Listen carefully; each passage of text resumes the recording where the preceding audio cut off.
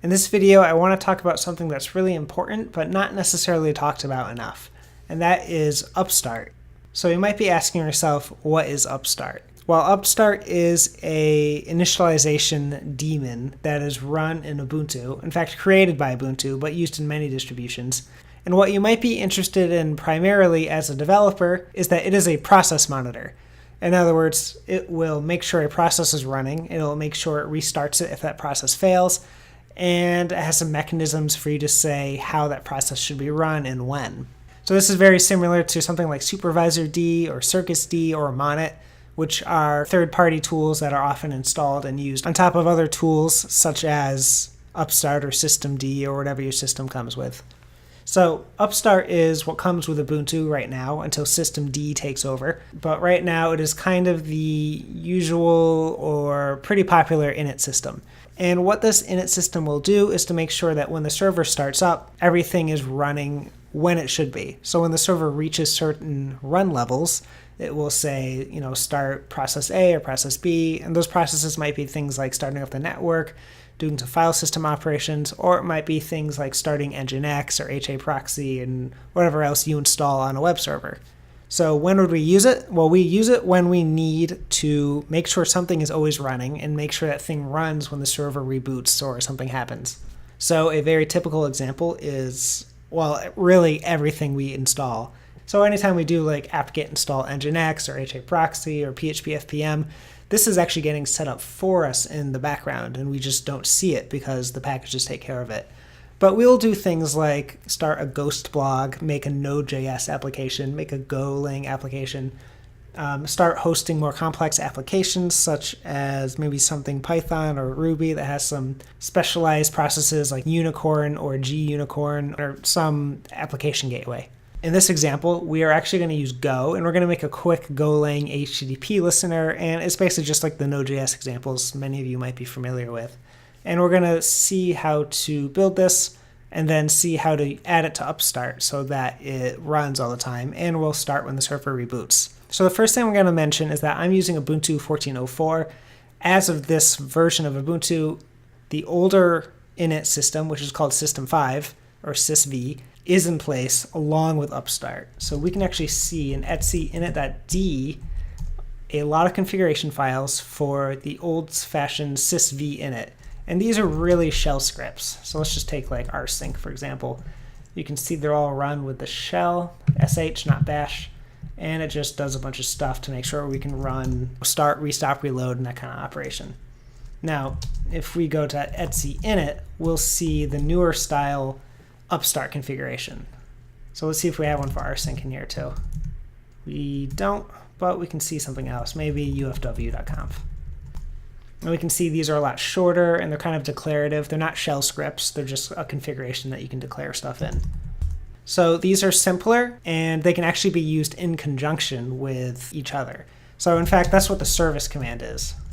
Sudo service start, stop, reload, whatever, will actually try to find a configuration in Upstart, and failing to find one, we'll fall back to System 5.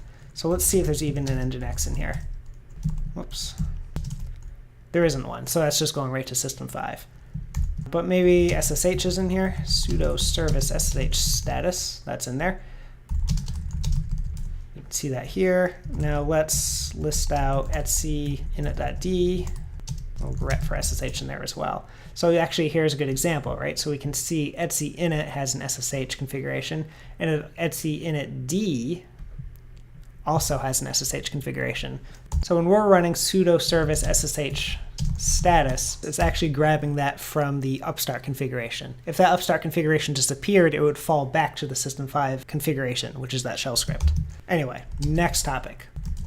I have here a listen.go program.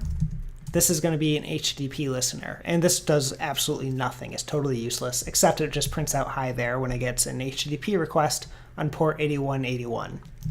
So let's just build that quick, and then we can run it.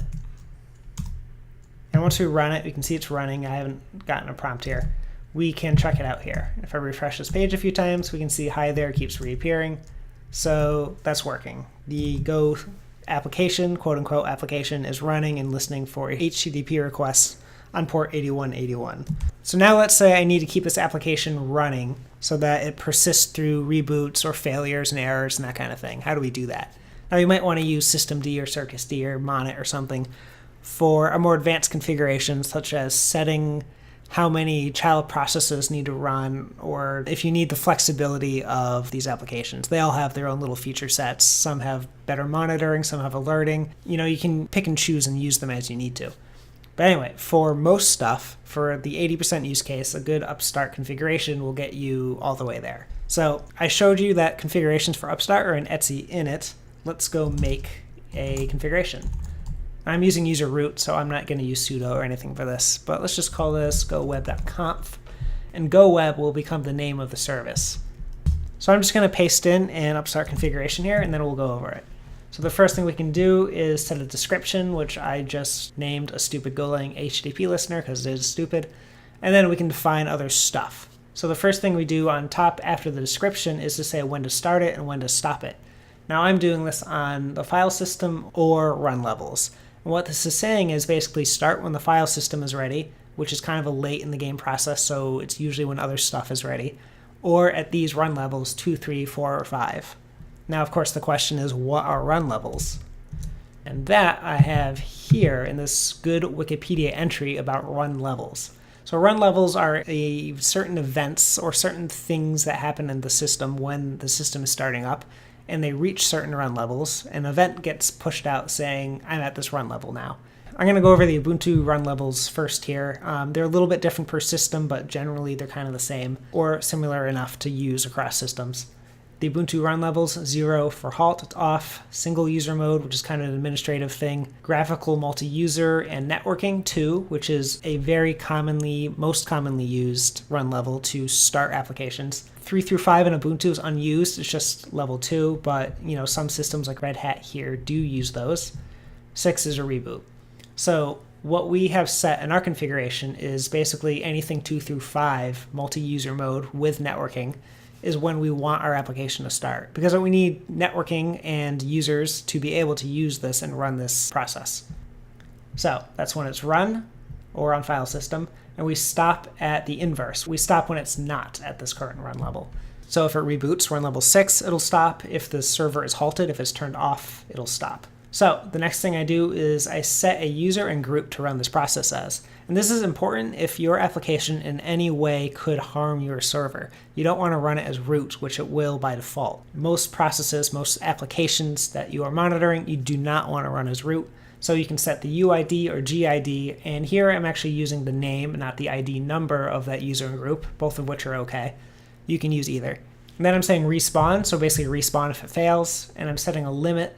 So this can fail 5 times within 2 seconds. If it goes over that threshold, then Upstart will consider the process as dead or stopped or failed. Finally, exec or execute. So I'm just going to execute the opt listen command. All right, so let's save and quit that, and then we can run init checkconf etc init goweb. All right, syntax okay, so that's good to go. And then before I showed you using service, so this actually exists as a service now. Let's say goweb status and stop waiting, so that's good. We see something there. We could also use initctl, which is the Upstart specific controller.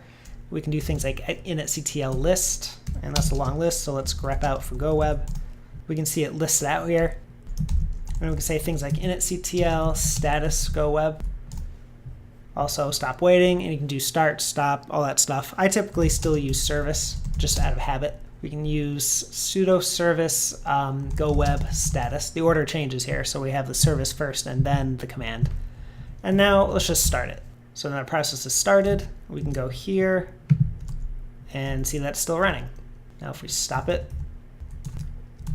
we can see it's not running anymore. So great, this is actually running and working. If we check out the process, let's grep out for listen because that's the process being used. We can see it's run as user www data just as we want. and that's the listen command that we are using right now. And that's really it. Upstart is really easy to use. That's why it's really one of my favorites. I used to install Supervisor D all the time, and it actually turns out Supervisor D has its own Upstart job so that Supervisor D starts on server boot. So if you think about it, you have your system starting, it has an init process.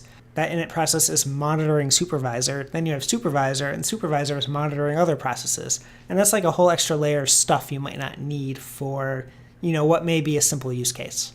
All right, so next I'm actually going to stop this. Sudo service go web stop. And I'm going to edit this. Actually, I'm going to remove it. etc init go web. And now I'm going to remake it. I'm going to remake a different one, slightly different. And we're going to see a few more advanced examples here. So I still have a description. I still have the same start and stop run levels. Still set UID, still set GID.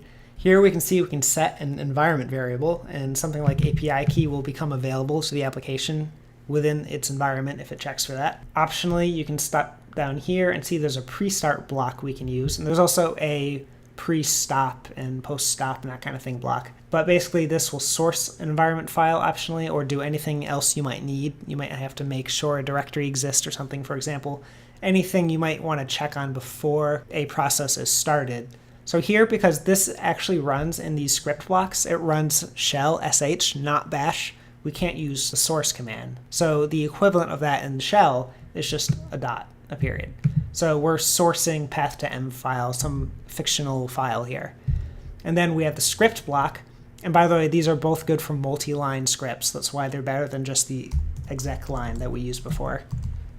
So I have a pre-start and then the script block, and then the script block is just running opt-listen once again. But this can be more complicated if we need it to be.